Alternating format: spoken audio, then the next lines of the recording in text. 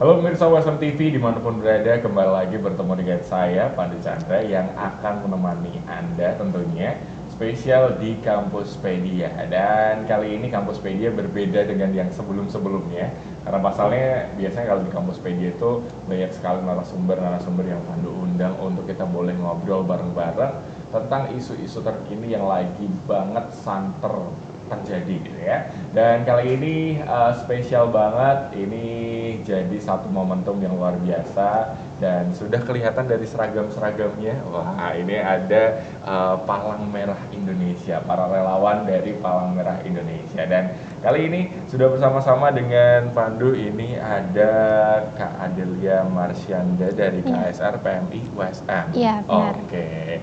Sama ini ada Mas Roy Saifuddin yang juga relawan PMI Kota Semarang. Halo Mas Roy. Selamat siang, terima kasih.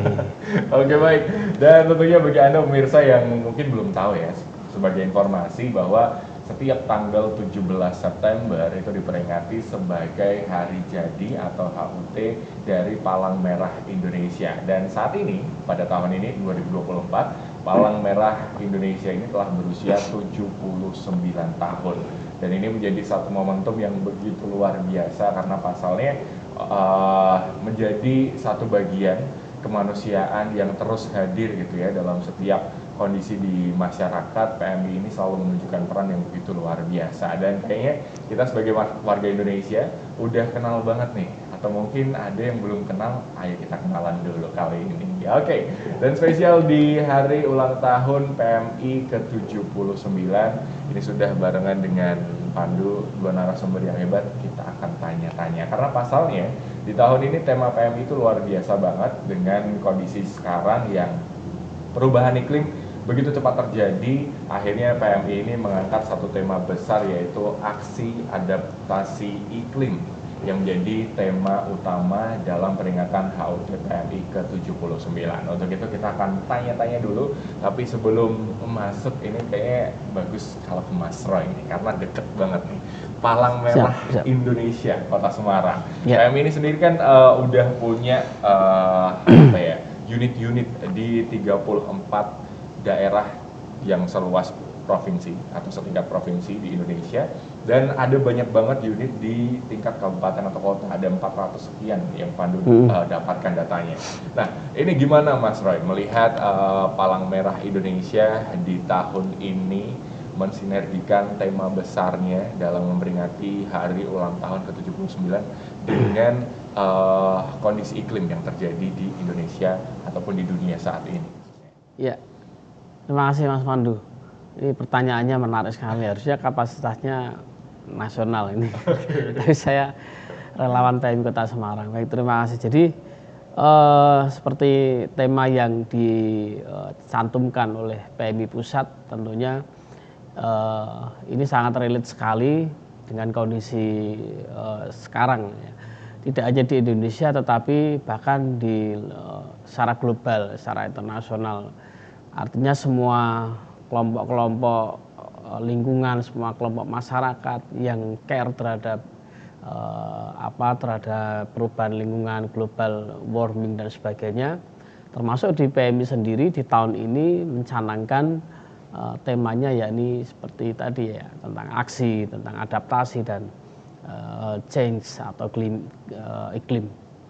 Nah, di sini tentunya PMI mengharapkan ke semua unsur elemen yang ada di dalam PMI sendiri untuk bersama-sama kita juga berkontribusi terhadap adanya perubahan lingkungan saat ini. Tidak hanya pada saat aksi-aksi itu, tidak hanya kita hanya formalitas saja menanam dan sebagainya, tetapi ada mitigasinya. Jadi ada program-program yang dilaksanakan dan itu hampir menjadi program prioritas di beberapa PMI di kota-kota besar dan sebagainya gitu, sampai ke tingkat teman-teman relawan juga. Akhirnya tidak hanya menjadi semacam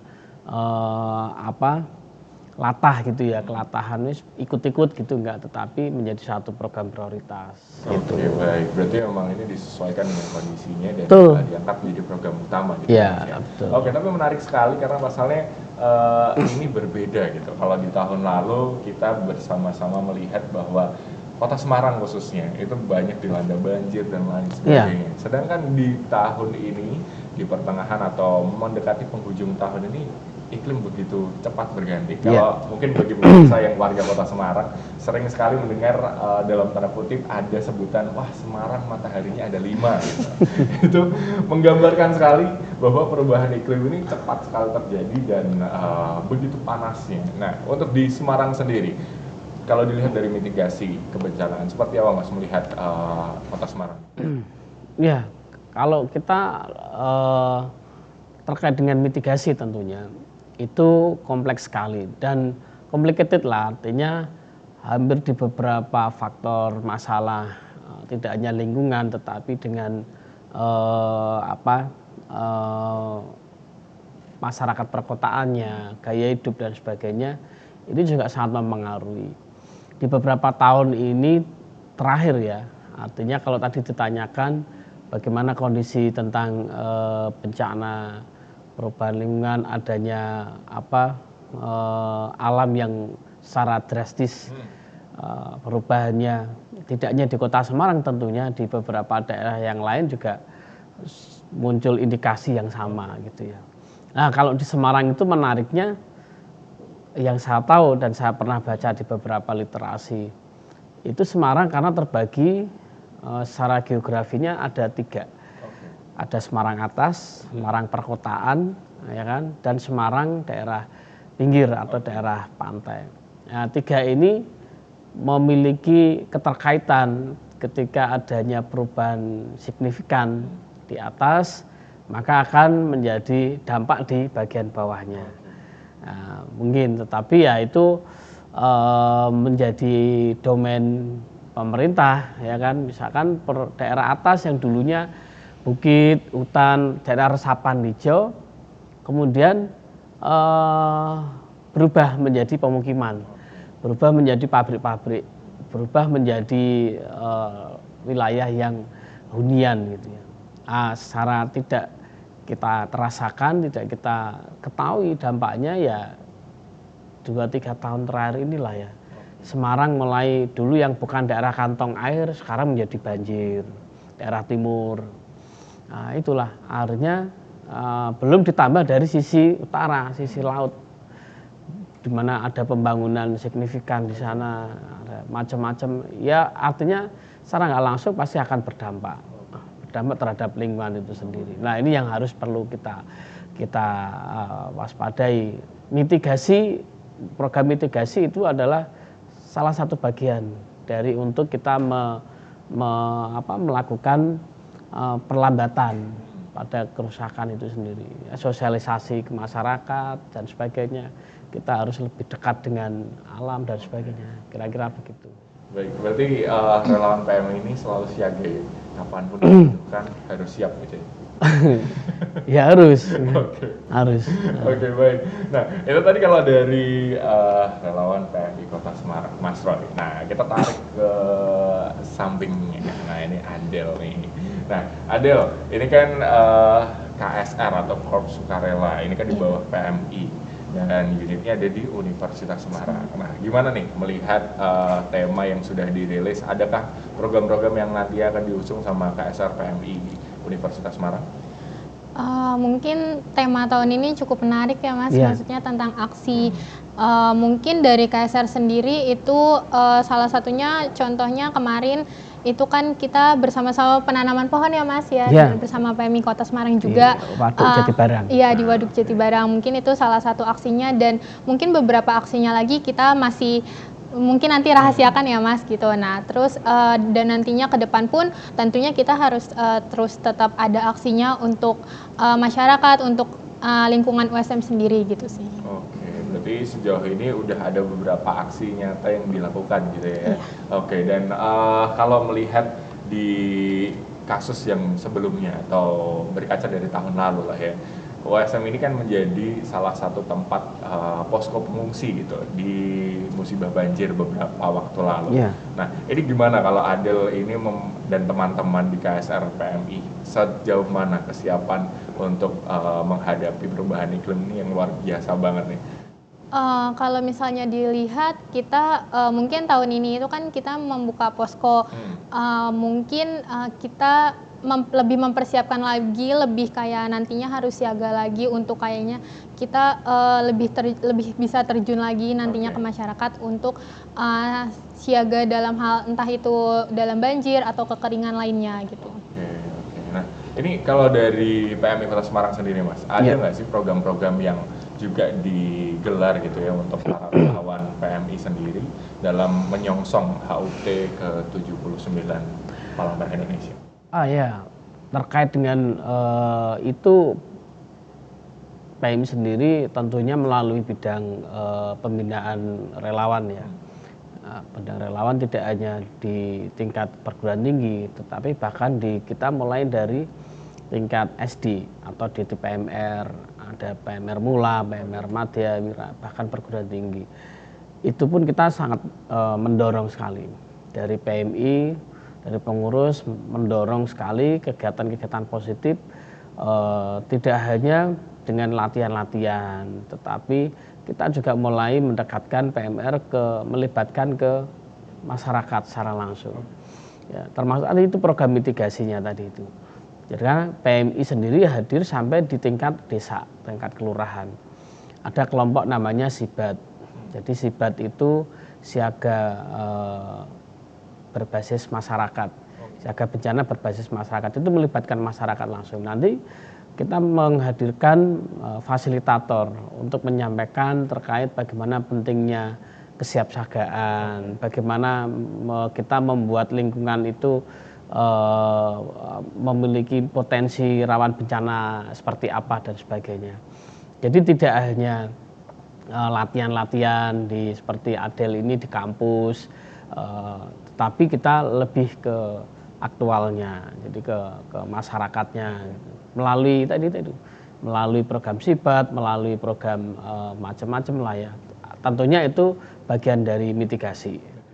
Iya, mitigasi. Dan mungkin buat pemirsa yang ada di rumah, banyak sekali mungkin di dalam pemberitaan disampaikan bahwa bencana kekeringan ini terjadi begitu masif di dalam tanda kutip Jawa Tengah. Provinsi Jawa Tengah ini jadi satu daerah yang kompleks sekali.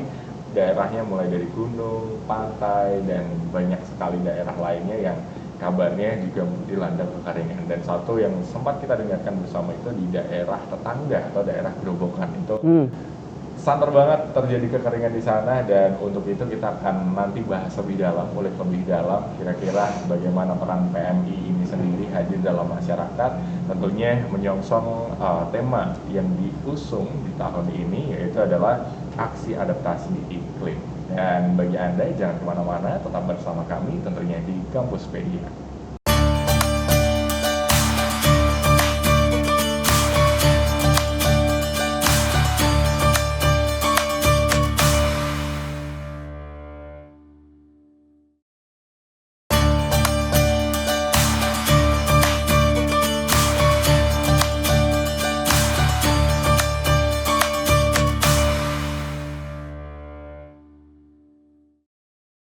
Baik pemirsa USM TV, masih kembali bersama saya Pandu Chandra, tentunya menemani Anda di Kampuspedia. Dan tentunya tadi sudah kita bahas bersama, ternyata banyak sekali program yang diusung oleh PMI Kota Semarang dan juga KSR PMI USM yang juga turut memeriahkan nih hari ulang tahun PMI ke-79.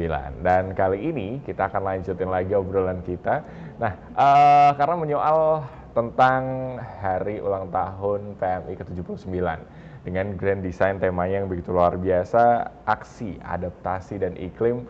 Tahun ini tuh PMI fokus banget untuk terus beraksi, tentunya dalam membantu gitu ya, mengatasi isu iklim atau perubahan iklim di dunia. Nah, kali ini kita mau tanyakan dulu ke Mas Roy ini, Mas. Siap. Nah, terkait dengan masalah atau mungkin perubahan iklim yang tahun ini jadi fokus utama PMI. bagaimana sih Mas kalau dari PMI Kota Semarang ini membuat beberapa program agenda ke depan nih? Apalagi tema ini kan diusung untuk 1 tahun ke depan ini. Iya, betul. Seperti yang tadi pagi pada saat kita upacara bersama peringatan HUT PMI, disampaikan juga amanat dari Ketua PMI, dibacakan oleh Ketua Kota Semarang, Dr. Awal. Jadi terkait dengan tema tentunya, aksi, kemudian adaptasi dan iklim itu sendiri, implementasinya bahwa kita lebih care, lebih sadar terhadap dimulai dari mungkin lingkungan, dimulai dari yang terkecil, dari lingkungan kita, masyarakat, keluarga dan sebagainya. Ini ke depan nantinya memberikan satu pelajaran penting, pelajaran tentang culture, tentang kebiasaan, habit dan sebagainya, bahwa adik-adik KSR, PMR ini menjadi menjadi ujung tombak, menjadi agen perubahan ke masyarakat. Jadi tidak hanya mereka di lingkungan organisasinya atau di kampus, tetapi lebih punya aksi secara aktual di masyarakat. Ya terlibat langsung gitu. Nah, ini yang menjadi amanat Ketua Umum PMI terkait dengan tema ini. Karena sadar betul kita bahwa lingkungan kita saat ini, perubahan iklim dan sebagainya, ini tadi yang seperti kita bicarakan di awal, sangat mengkhawatirkan kondisinya. Apalagi ada dampak-dampak yang mulai dirasakan nyata kan gitu. Nah itu terkait juga nanti mungkin kita ada kesiapsiagaan dengan adanya isu megatrust kan gitu. Nah ini di beberapa elemen kelompok dan institusi sudah mulai sangat hangat isu ini dibicarakan terkait dengan prepare-nya seperti apa, kesiapsiagaannya seperti apa. Oke. Berarti memang sudah ada sejumlah program yang diagendakan oleh PMI Kota Semarang sendiri. Ada dalam waktu dekat yang rutin tentunya kita mulai di kantor kita di markas itu ada lahan pembibitan. Oke. Nah, kita mulai ada pembibitan dan nanti secara kontinu. Kemarin terakhir di Waduk Jadi Barang kita ada pembibitan penanaman di sana. Kemudian ini ada 1-2 yang mulai mengajak kerjasama untuk melakukan program penanaman pohon itu.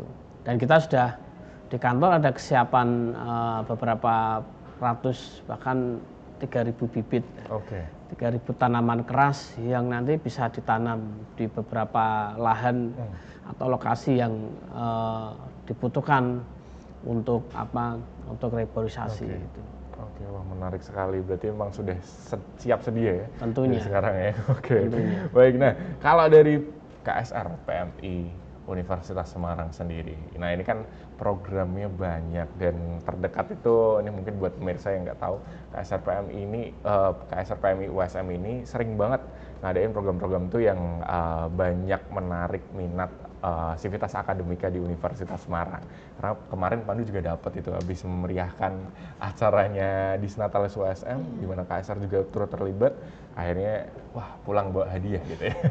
Nah kalau dari KSR PMI USM sendiri, gimana nih ke depan menyiapkan program-programnya? Sudah ada belum yang terdekat agenda-agenda apa yang akan dilakukan? Tentunya KSR PMI sendiri ini sudah ada beberapa program terdekat. Salah satunya nanti di hari Jumat. Ada donor. Jangan lupa ya Mas ikut lagi, siapa tahu dapat lagi gitu. Dan mungkin itu salah satu program terdekatnya, ada donor darah. Terus nanti juga mungkin ada pelatihan terkait dengan ya tadi kan kita harus siap. Kita juga melatih mungkin adik-adik kita tentang fisiknya, tentang nanti mentalnya seperti apa di kebencanaan dan yang lainnya gitu. Mungkin program-program terdekatnya beberapa baru itu. Oke, baik. Nah, tentunya kalau di Universitas Semarang sendiri gimana nih? Nanti akan ada program mengatasi iklim, mungkin penanaman atau gimana di sekitar lingkungan kampus mungkin? Mungkin penanaman di sekitar lingkungan kampus, iya, dan mungkin juga waktu itu kita kan juga sempat bekerja sama dengan PMI Kota Semarang dan itu melakukan penanaman di sekitar kampus gitu. Oke, wah ini menarik banget nih. Bisa nanti buat mungkin pemirsa yang ada di rumah kalau main-main ke USM, ya nanti kampusnya jadi rimbun gitu ya. Wah, adem gitu ya. Oke, baik. Nah, kembali nih, PMI ini jadi satu organisasi yang begitu luar biasa dan enggak sedikit cerita heroik di dalamnya. Nah, Pandu penasaran ini. Boleh dong Mas bagi cerita sedikit. Ini nanti Adil juga deh. Boleh bagi cerita sedikit tentang aksinya nih dalam membantu masyarakat di lapangan. Pernah nggak ada satu cerita yang berkesan buat relawan PMI Kota Semarang? Iya, historis. Jadi alhamdulillah sih kalau saya sampai dengan saat ini kurang lebih kalau berkecimpung sebagai relawan sudah hampir 21 tahun. Wih, luar biasa. Ini harusnya dikasih applause nih. Nah, ada kesempatan saya itu bukan selalu dipercaya, artinya ada teman-teman rekan saya yang lain, tetapi mendapatkan kesempatan untuk bisa terlibat di dalam satu tim atau ditugaskan pada saat ada bencana dalam skala besar tentunya, atau di sekitar Jawa Tengah. Kalau di skala besar saya mulai mungkin dulu dari Aceh 2004, kemudian gempa di Padang, kemudian erupsi Merapi 2010, gempa Bantul 2006, kemudian Lumajang, dan terakhir kemarin di Cianjur, di mana PMI Kota Semarang karena menjadi bagian dari PMI secara nasional, kita tentunya membantu bagian dari PMI secara nasional. Kami membantu datang ke sana menjadi tim PKO, artinya kita di bawah kendalinya PMI setempat. Nah, kita banyak kegiatan yang kita laksanakan terkait dengan kegiatan baik mulai dari tanggap darurat sampai dengan recovery-nya. Kita membuat pipanisasi, membuat program bantuan air bersih dan sebagainya, termasuk membantu di program Huntara atau Huntap, rumah hunian untuk pengungsi. Nah, kalau kisahnya pasti banyak lah ya. Banyak relawan-relawan lain juga tentunya mengalami gitu. Tapi yang sampai saat ini yang paling berkesan saya tugas pertama kali dan itu besar ya, tentunya saat tsunami Aceh. Ya, hampir 1 bulan di sana. Karena itu bencana tsunami gempa yang mungkin terjadi lagi mungkin ratusan, 200-300 tahun mungkin belum terjadi lagi. Dampaknya begitu dahsyat, ratusan ribu orang meninggal. Dan itu menjadi pengalaman pertama saya karena saya waktu itu masih anggota muda. Ya. Di situ banyak pengalaman saya begini, karena saya dilibatkan di rolling, istilahnya di rolling diganti-ganti, berapa hari sekali diganti biar tidak mengalami stres secara tekanan psikologi. Artinya ditugaskan berganti-ganti, mulai dari di pengungsian, kemudian di logistik, kemudian di distribusi, terakhir kemudian di evakuasi untuk mengambilin jenazah-jenazah yang belum diambil. Ya artinya di rolling. Jadi itu menjadi pengalaman saya pertama kali. Akhirnya dari pengalaman itulah menimbulkan rasa kemanusiaan, humanity saya terhadap ya tugas kemanusiaan lah. Artinya khususnya di Palang Merah.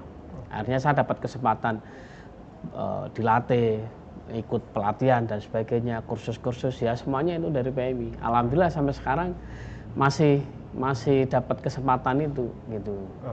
Berarti itu berkesan banget ya Mas? Sangat berkesan. Secara personal juga membuat sebuah cerita yang begitu dalam gitu ya. Karena juga waktu tsunami Aceh itu jadi sorotan dunia kan.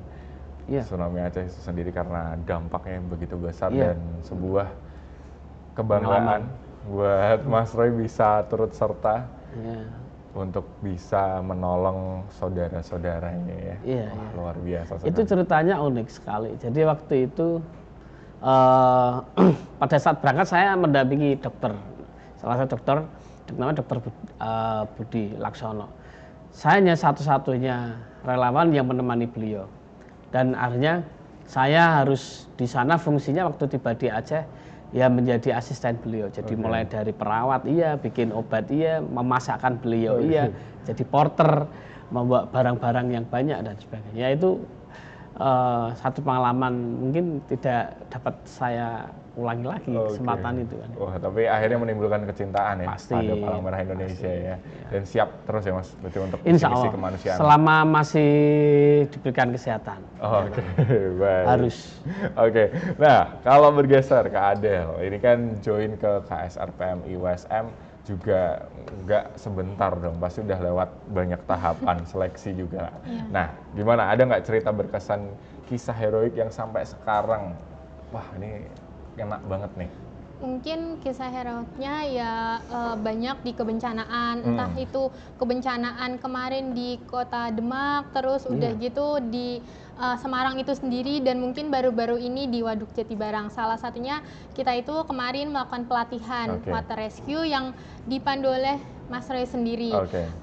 Itu kan kita pelatihan water rescue dengan akhirnya kita melakukan simulasi, tapi secara tidak sengaja kita akhirnya membantu menolong juga.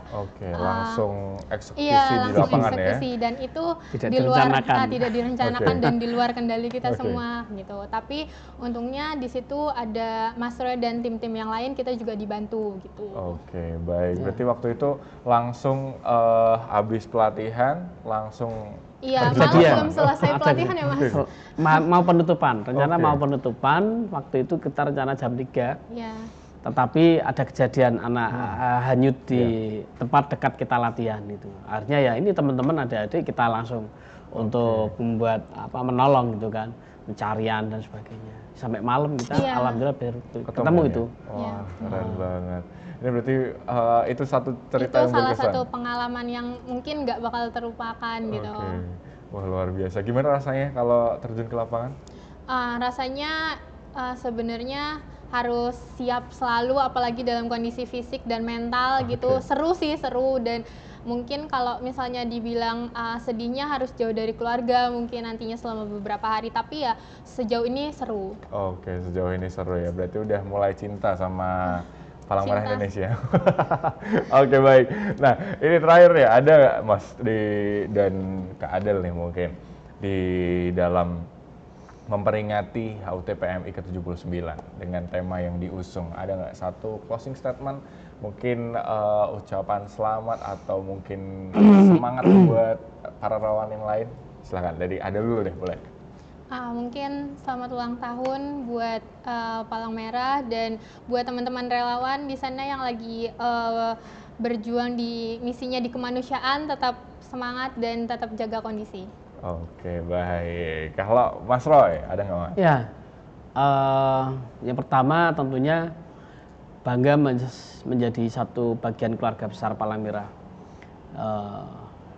Dirgahayu Palang Merah Indonesia yang ke-79, bagi kawan-kawan relawan, staf, dan pengurus PMI, kami mengucapkan terima kasih atas semua kontribusi yang diberikan kepada kemanusiaan, khususnya untuk relawan. Jangan bosan untuk berlatih, belajar, karena itu adalah jawaban dari sebuah tugas. Oke, wah dalam banget nih berarti ya. Boleh di-rate terakhir nih, di-rate seberapa cinta dengan Palang Merah Indonesia? Antara 1 sampai 10, silahkan. Adel berapa? Tidak bisa di-rate, karena sudah tertanam gitu. Oke. Kalau Mas Roy? Kalau ditanya 1 sampai 10 ya 10 plus lah. Oh, 10 plus. Kenapa? Ya artinya plusnya kan nggak terhingga. Wah. Ya kan? Oke, berarti cinta banget ya sama Palang Merah ya. Sangat. Wah, luar biasa, dan mungkin satu doa pandu sukses terus dan selamat menjalankan misi-misi kemanusiaan yang lain ke depannya. Sama-sama. Dan kita sebagai masyarakat Indonesia harus saling tolong-menolong antara satu sama lain, terutama di bidang kemanusiaan. Dan terima kasih juga atas kehadirannya, dan boleh sharing kisah-kisah menariknya untuk pemirsa WSM TV. Dan bagi pemirsa, terima kasih bagi Anda yang telah menyaksikan hingga kini. Dan itu tadi, sekali lagi Pandu ucapkan Dirgahayu Palang Merah Indonesia. Dan bagi pemirsa WSM TV, jangan kemana-mana, saksikan terus program-program kami yang lain, karena kami akan senantiasa menemani Anda, menghadirkan tayangan-tayangan yang berkualitas bagi Anda. Dan mungkin itu aja, sampai bertemu di Kampuspedia selanjutnya. Saya Pandu Chan pamit, selamat menyaksikan. Siamo!